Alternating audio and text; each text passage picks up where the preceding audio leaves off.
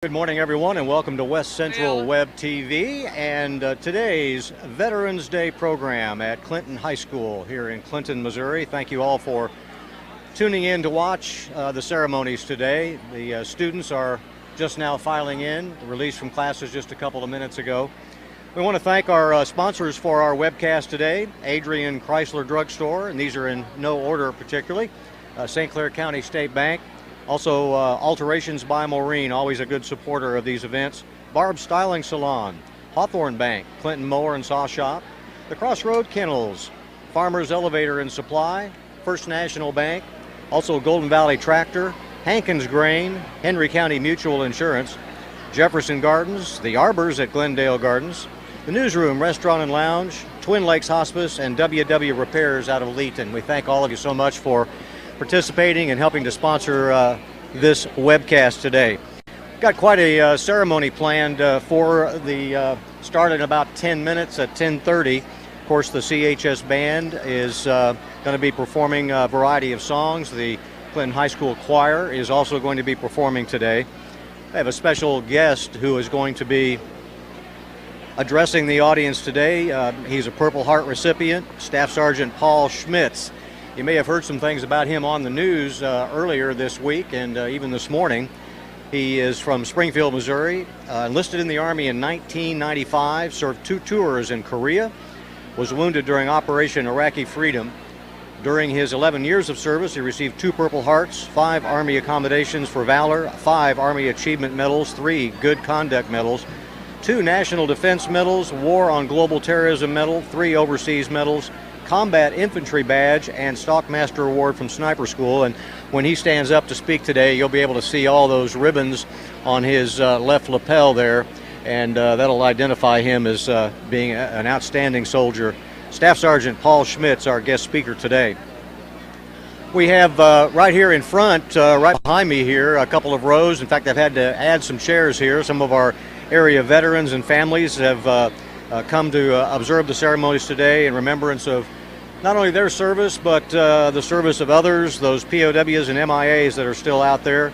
And they'll be honored today with musical tributes by the CHS Choir and the band.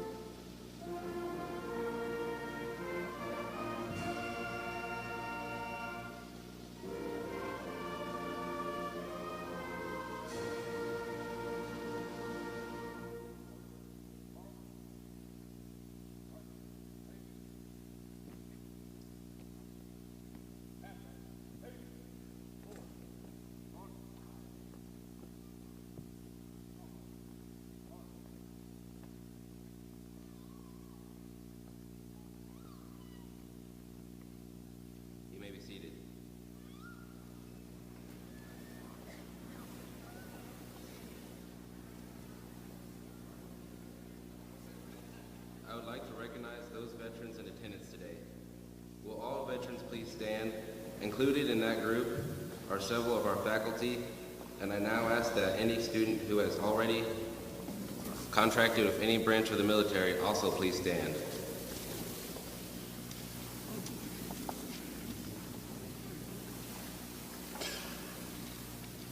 On behalf of the entire student body and administration at Clinton High School, I want to say thank you for your service, your sacrifice, your valor, and your patriotism. Students, please join me in a round of applause.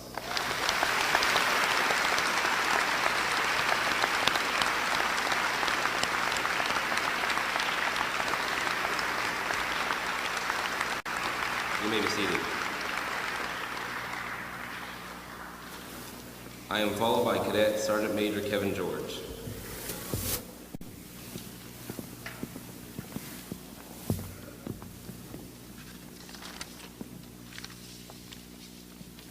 I am the soldier, protector of peace, defender of freedom. For 3 centuries, I have been the custodian of American democracy. I am the soldier. At Concord's Bridge, I fired that faithful shot heard round the world. I bled on Bunker Hill. My footprints marked the snows at Valley Forge. I dipped my oar in the icy Delaware. With Washington on the heights of Yorktown, I saw the sword surrendered. I am the soldier. I saw both sides of the war between the states. Brother against brother, son against father. I fought and bled. As our nation was ripped apart, statehood challenged, and slavery confronted, I was there. The hill at San Juan felt the fury of my charge. The far plains and mountains of the Philippines echoed to my shout. On the Mexican border I stood. In France, the dark forest of the Argonne blazed with my barrage.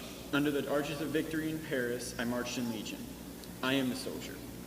I bowed briefly on the grim road at Bataan. Mine was the first blood spilled at Pearl Harbor. Through jungles and beaches, I fought the enemy. Beat, battered, and broken. I jumped in darkness into Normandy and scrambled over the blood-soaked beaches. North Africa's Sicily, I raised our banner high on Okinawa and marched on to Berlin. I was there. I am the soldier, the sailor, the airman, the marine. The parachutes that filled the gray Korean skies were mine. Across the 38th parallel, I made my stand. The endless march through the jungles and villages in Vietnam was where I faced the enemy, known and unknown. The beat of helicopter wings pounded in my ears and brought the hope of victory as I fought on. I am the soldier, protector of peace, defender of freedom. The freedom brought to many lands in Europe came as I trained and stood watch tirelessly over the borders of the Cold War. I made the Arabian desert feel the fury of the storm. I was there when we crossed the border into Iraq, paying the ultimate sacrifice as we liberated Kuwait. And still today, I face the enemies of America. I will be there whenever my great nation needs me to serve, to protect, through the tornado and typhoon. Whenever my community falls victim of disaster, I will be there, for I am the soldier, protector of peace, defender of freedom. Up and jump. Right, face. Forward, march.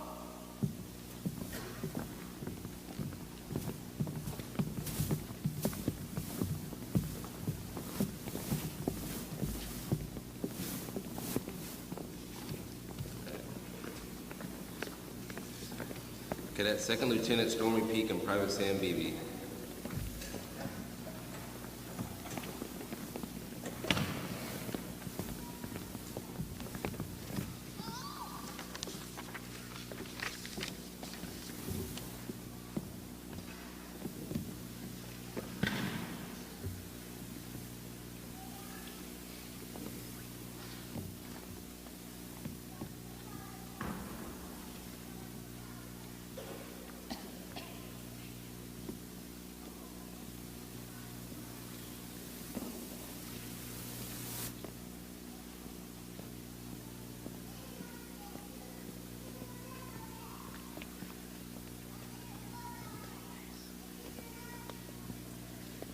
The first fold of our flag is a symbol of life.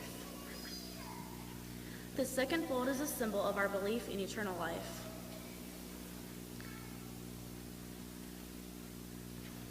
The third fold is made in honor and remembrance of the veterans departing our ranks who gave a portion of their lives for the defense of our country to attain peace throughout the world. The fourth fold represents our weaker nature. For as American citizens trusting, it is to him we turn in times of peace as well as in times of war for his divine guidance.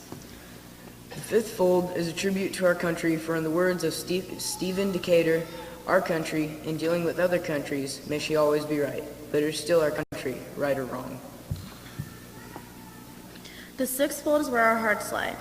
It is with our hearts that we pledge allegiance to the flag of the United States of America and to the republic for which it stands, one nation, under God, indivisible, with liberty and justice for all.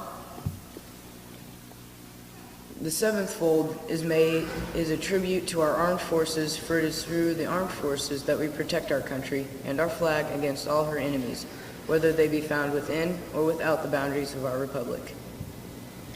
The eighth fold is a tribute to the one who entered into the valley of the shadow of death, that we might see the light of day, and who honor Mother, for whom it flies on Mother's Day.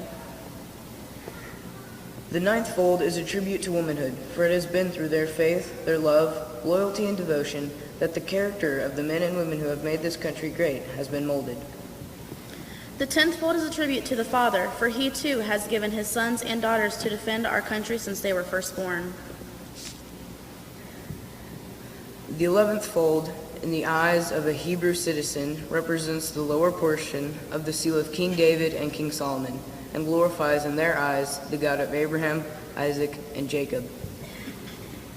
The 12th fold is in the eye of the Christian citizen, represents an emblem of eternity and glorifies in their eyes God the Father, the Son, and the Holy Spirit. When the flag is completely folded, the stars are uppermost, reminding us of our nation's motto, "In God we trust."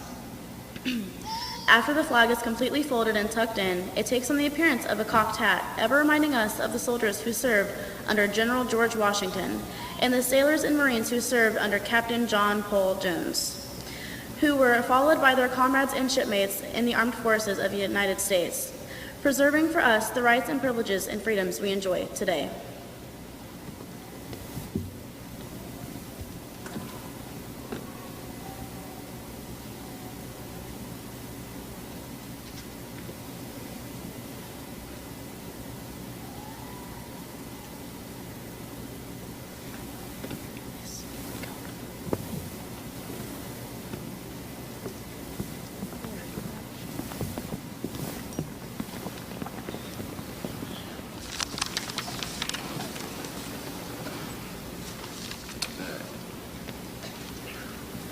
Cadet Second Lieutenant, Next is our choir directed by Mrs. May.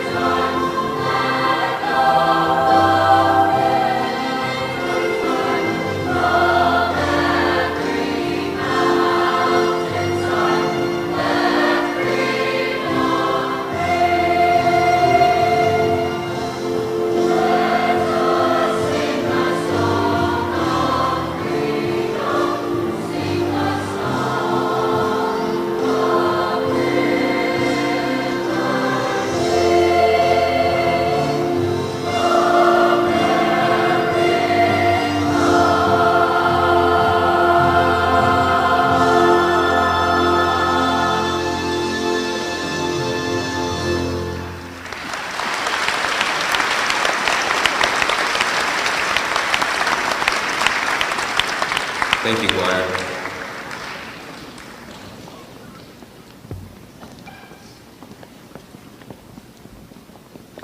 Good morning. Good morning, Dr. Burkhart. Good morning, Dr. Pettengill. Good morning, honored veterans. It is such an honor, this is my first year here at Clinton High School, to be able to welcome you, and I hope you appreciate the effort that these young people have put to honor you. I don't want to waste any time. It gives me great pleasure to introduce a friend I met several years ago through the Purple Hearts Association. He touched the hearts of every student that has met him, and that's a lot of students in the few years I've known him. Staff Sergeant Paul Schmitz Jr., his father is also a Purple Heart recipient. I don't want to take any of his thunder away, but I'd like to introduce the privilege of having with you today two-time Purple Heart recipient, Staff Sergeant Paul Schmitz.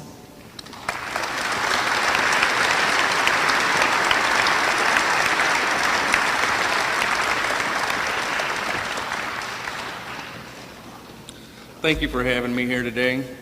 Again, let's give a round of applause to all these veterans that are up here.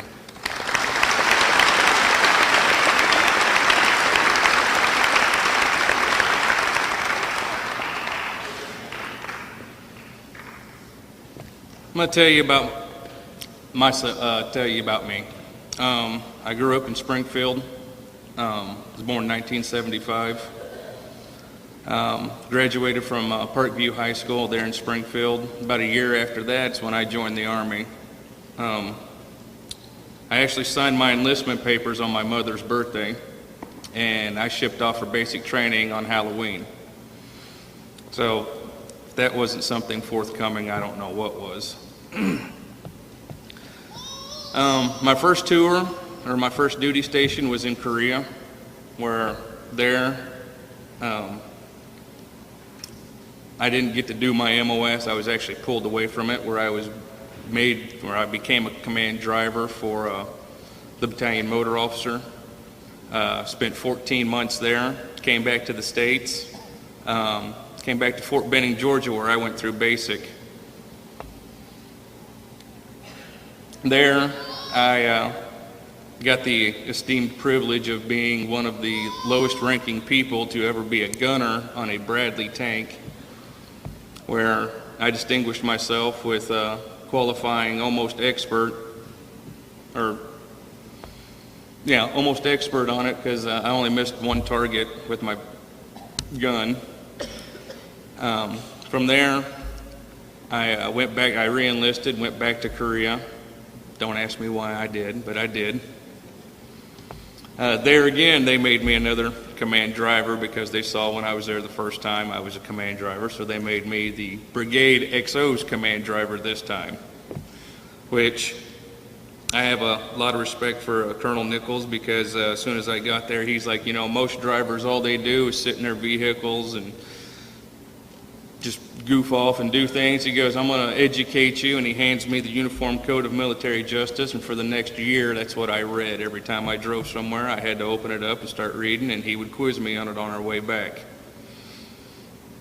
From there, I got stationed at Fort Lewis, Washington, which is where my career really takes off, because from there, I got to go to sniper school. I graduated fourth highest honor there, from the year of 1985, when the school was actually established, to 2002, when I went through. I was the fourth student to go through there and receive what was called the Stockmaster Award, which I went through all 5 weeks, and I stocked up on my instructors, graded, ungraded. Never once was I detected by them, so I was fourth in 17 years to receive that honor. When I got back, I took over sniper section, which I was in charge of that for the next 4 years. In 2002, we got rid of our Bradleys up there, because the Defense Department decided that the tanks that we were driving were tearing up too many third world country roads, so we decided to go to an 8-wheeled vehicle, which was called the Stryker. We were the first unit to combat test these vehicles. And boy, were we scared. Never once had these vehicles ever been tested. We saw what was going on. We knew the IEDs, we knew the dangers, but we decided to go on with it anyway. And November 15th, 2003, I was deployed to Iraq. We got there, we got everything ready. We were the first unit to drive from Kuwait City all the way up to Mosul, Iraq, which is in the northern province up by the Syrian border. Well, on our way there, we got attached to 4th Infantry Unit there in Samarra, just outside of Baghdad. On December 8th, I lost 3 friends in a rollover accident when we were getting ready to go out to do one of our missions. Somehow, the lead vehicle had gotten us lost. We ended up on an irrigation canal, and 2 of our vehicles rolled in.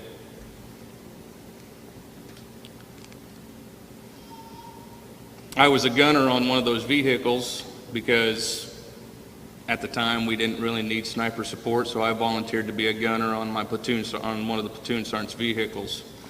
As soon as I heard the call, there was a lot of radio traffic. People were saying it was the front vehicle. People were saying it was the rear vehicle. Platoon sergeant didn't know, so I popped out of my hatch, looked back behind me. Well, it was the rear vehicle. And that's what I told him. I jumped out of my vehicle, and as I'm jumping down, my platoon sergeant, Sergeant Mack, he goes, "What are you doing?" I said, "I'm going back to help." He's like, "Go." I run back there, and without even thinking, I jump in this water. Full body armor, weighs about 35, 40 pounds. As soon as I jumped in, went straight down. Come back up, ripped it off. I let it sink. I wasn't worried about it. I swam over to the vehicle. It took us approximately 5 minutes to get the door open because the mud underneath the vehicle was starting to sink. Well, there was 9 guys in that vehicle,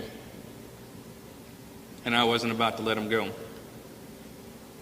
So we get down in the water, and with my body, I open the door and push my legs against the hull of the vehicle, my back up against the back door.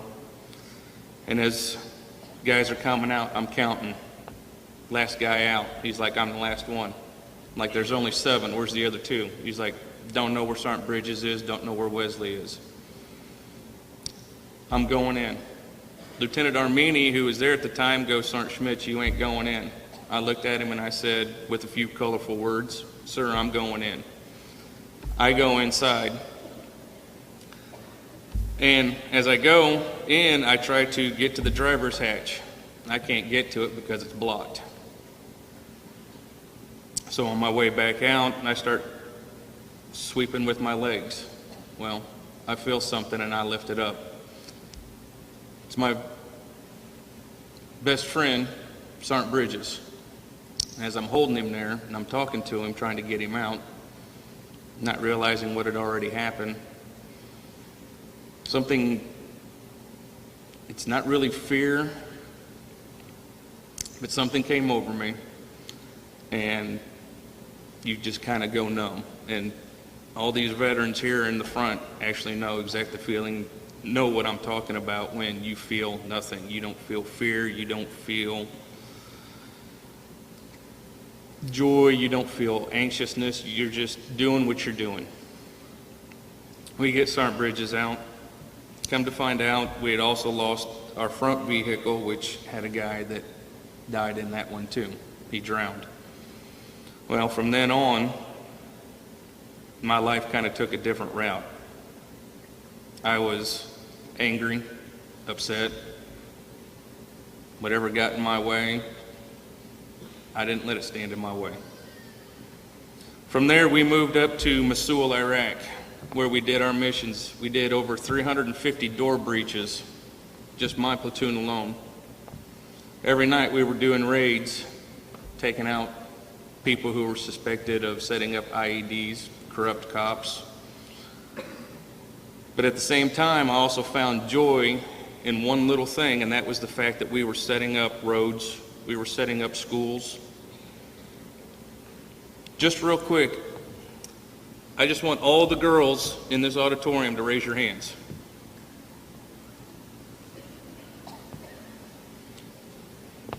Guys, look around. You see all those hands?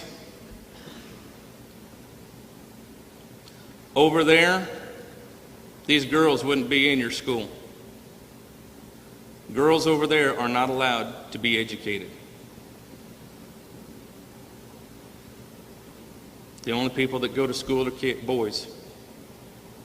Over there, women are treated as, basically, the best way I can say it is garbage. They're not allowed to ride in the front seat of a car. They're not allowed to have a driver's license. They're not allowed to walk beside their boyfriend or husband. They have to walk behind them. If they have kids, that little 5 or 7-year-old kid tells mom what to do, and mom has to do it, because if she doesn't, she gets punished. Over there, little girls are taught to obey the man. Whatever the man says, you have to do it. Well, since we got there and we opened it up, there's girls over there that are now there's girls over there going to college, becoming doctors. Right now, I think, if I'm not mistaken, I think one of their prime ministers is a female, which is awesome. A lot of people don't know the good things that happened over there. All they've heard is the bad things. Every night in that town, the power would go out for at least 5 or 6 hours. Hottest part of the day is in the afternoon. Power goes out. One of the hottest days I remember, it was 149 degrees air temperature. Now they have electricity that runs all the time.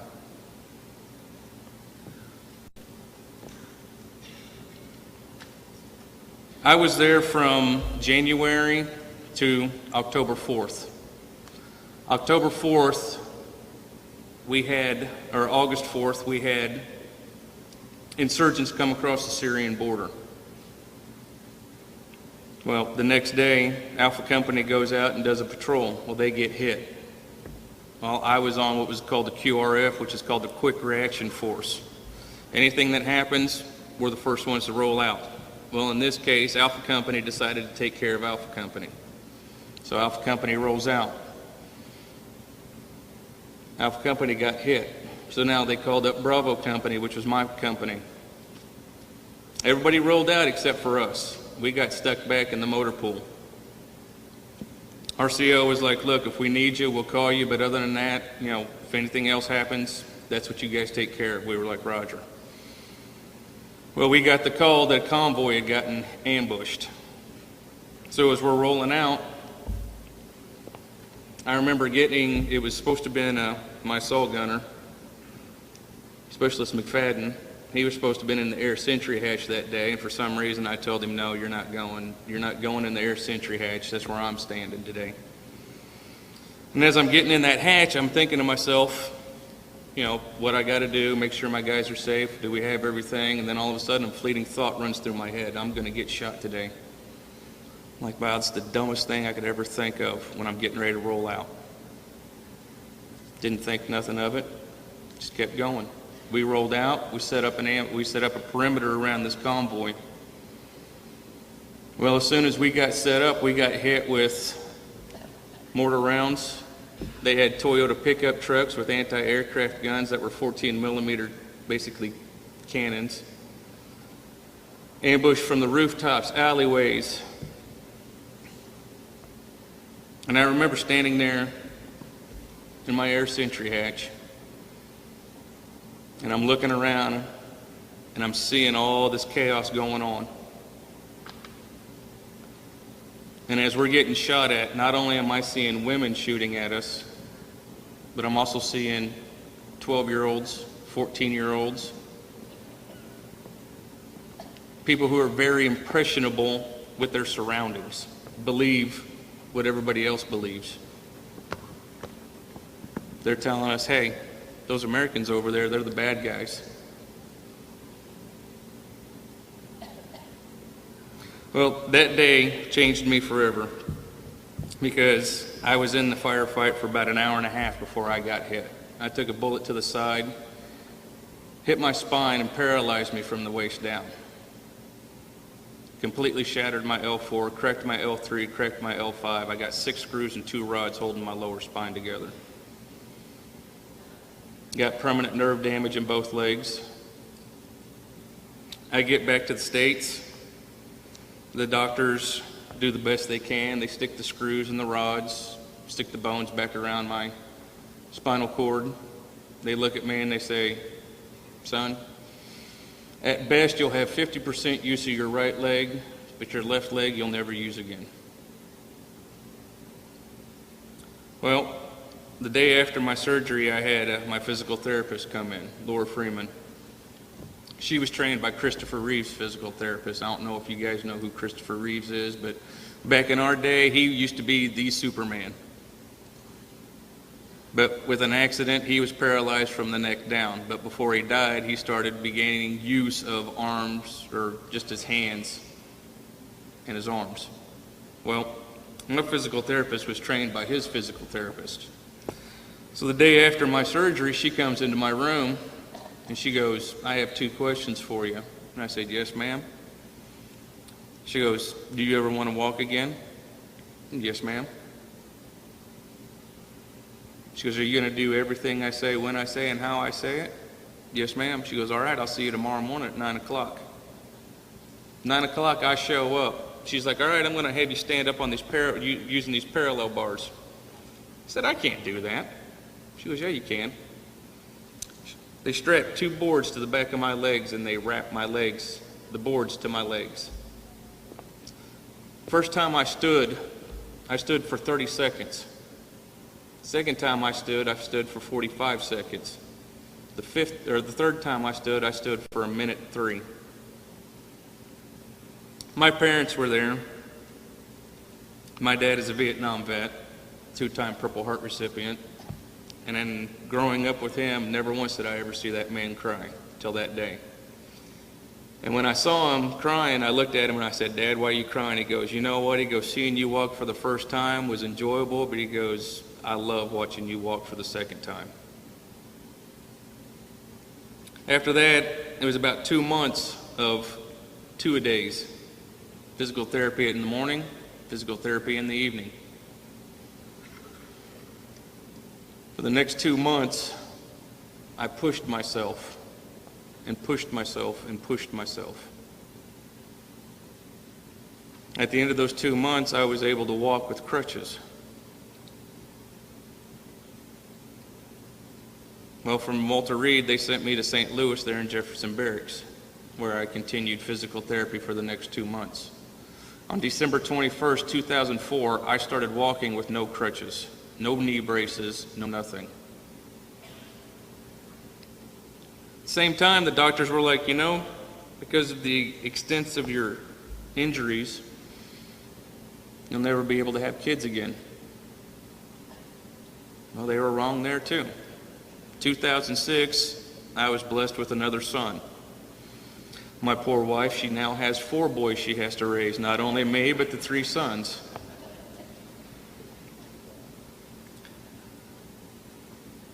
What I'm trying to get at is hard work, determination, and a never quit attitude will take you further in life than sitting there and letting people dictate how you're supposed to be, how you're supposed to act, what you're supposed to say. That's why a lot of us are up here today and we've sacrificed so much.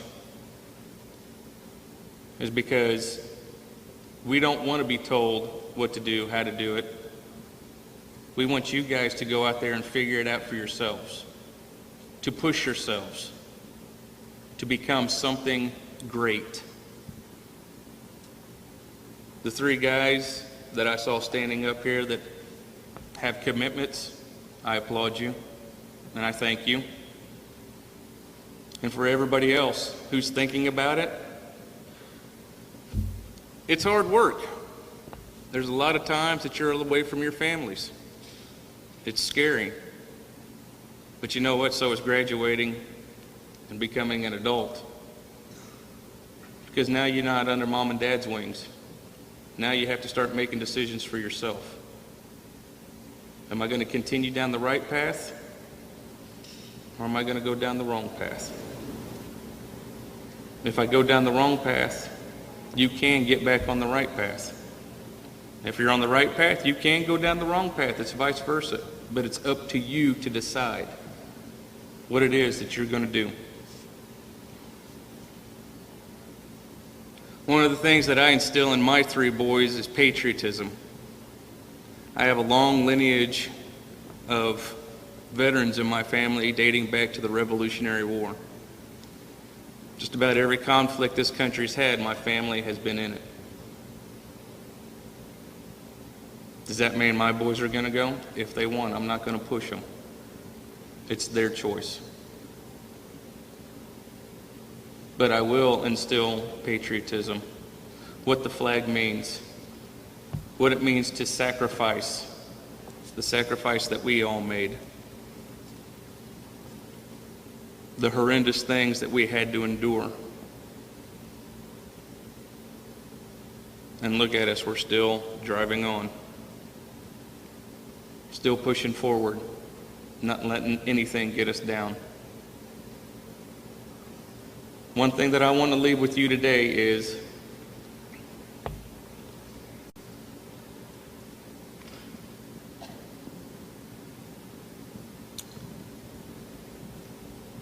be who you want to be, strive for greatness, and don't let anybody tell you you can't do anything.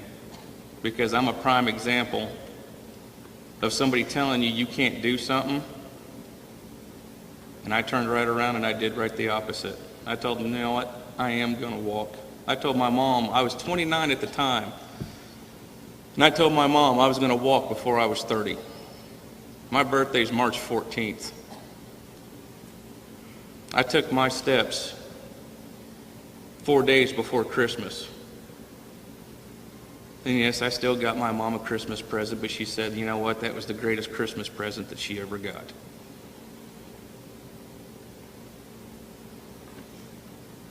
But the one thing I do want to say is strive for greatness, be great, and don't let anybody tell you you can't do something. If you want to do it, go for it.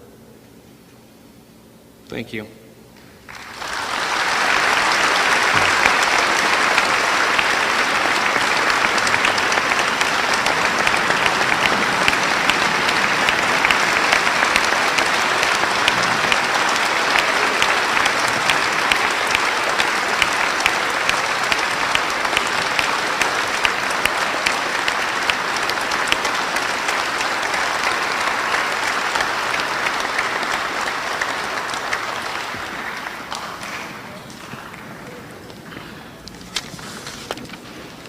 Thank you, Sergeant Smith. It's a tradition in the military is a friendly rivalry between services. We invite all veterans to stand as their service song is being played by our Cardinal Pride Band.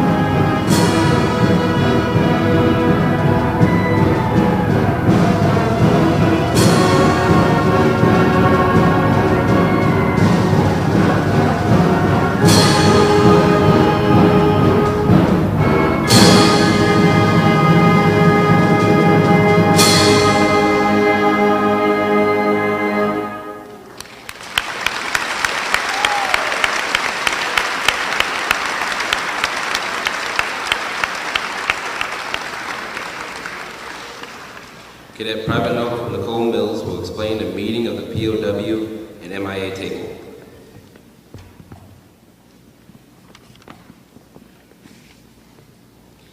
As you entered the gym this morning, you may have noticed a small table in a place of honor. It is set for one. Please, let me explain.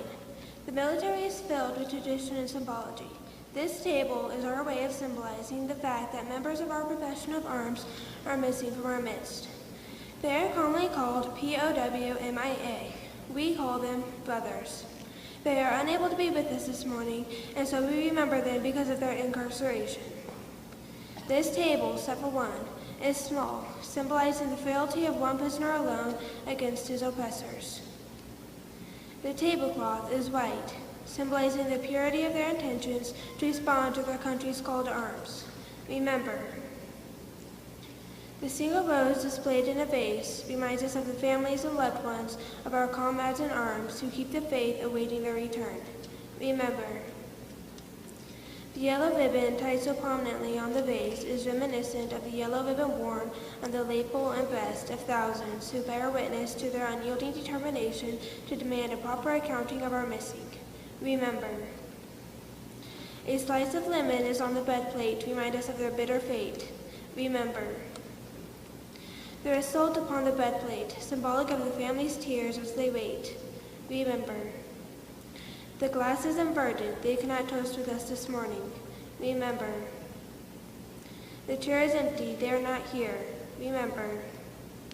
Remember, all of you who served with them and called them brothers, who depended upon their might and aid and relied upon them, for surely they have not forsaken you.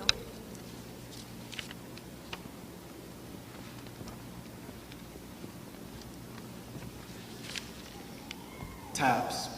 The story behind TAPS began in 1862 during the Civil War, when Union Army Captain Robert Ellicombe was with his men near Harris's Landing in Virginia. The Confederate Army was on the other side of the narrow strip of land. During the night, Captain Ellicombe heard the moan of a soldier who lay mortally wounded on the field. Not knowing if it was a Union or a Confederate soldier, the captain decided to risk his life and bring the stricken man back for medical attention.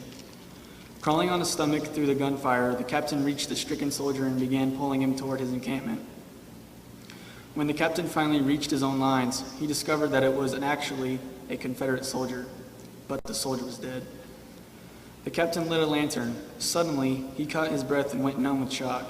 In the dim light, he saw the face of the soldier. It was his son.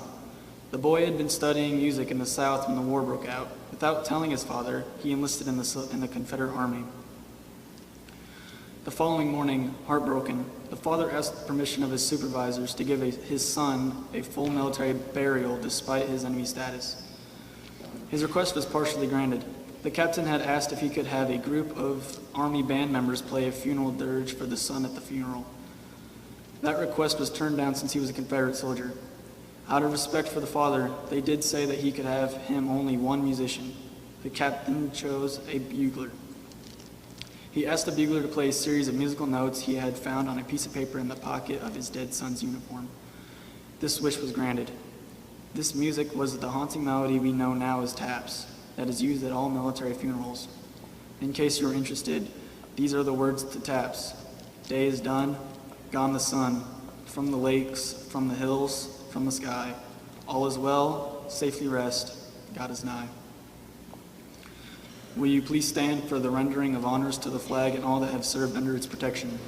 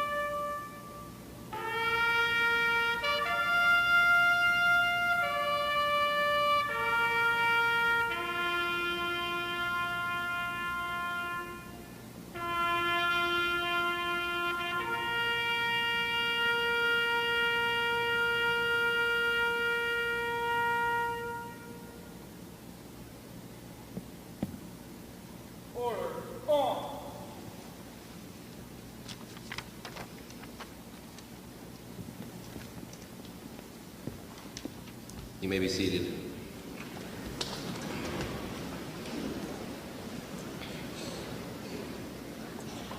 Ladies and gentlemen, this concludes our ceremony. I would like to thank the band, the choir, KDKD Radio, and the Clinton Daily Democrat, Alterations by Marine, and the Henry County Museum. And most of all, I would like to thank our veterans. Thank you. Thank you, Dr. Pettengill. The mic is yours.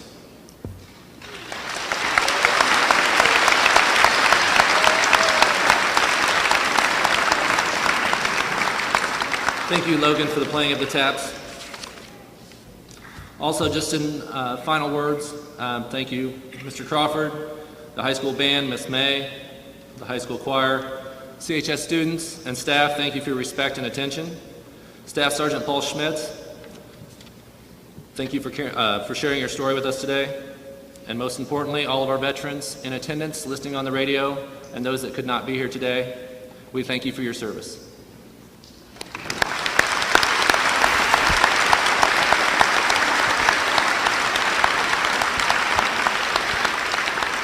Students, you are dismissed to fourth period at this time. Thank you. All right, well, that wraps up our Veterans Day program for today. We thank you all for viewing and listening and watching our ceremonies today on westcentralmoinfo.com. And a quick mention once again of all of our sponsors: Adrian Chrysler Drug Store, St. Clair County State Bank, Hawthorne Bank, Alterations by Maureen, Barb's Styling Salon, Clinton Mower and Saw Shop, Crossroads Kennels, Farmers Elevator, First National Bank, Golden Valley Tractor, Hankins Grain, Henry County Mutual Insurance, Jefferson's Gardens, the Arbors at Glendale Gardens, the Newsroom Restaurant and Lounge, Twin Lakes Hospice, and WW Repairs of Leeton. Thanks to Eric for handling the video work today. Thank you very much for watching, and we hope you'll have a very nice Veterans Day today. Thank you very much.